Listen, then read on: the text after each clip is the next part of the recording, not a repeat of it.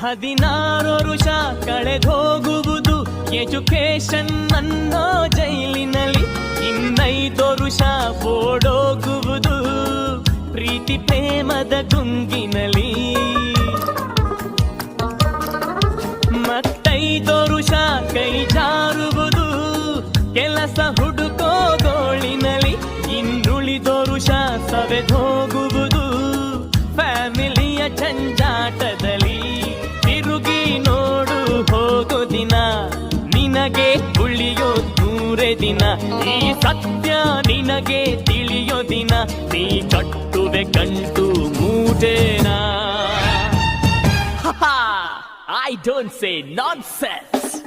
Danger 15 to 20 danger, 20 to 30 soldier, 30 to 40 hunter.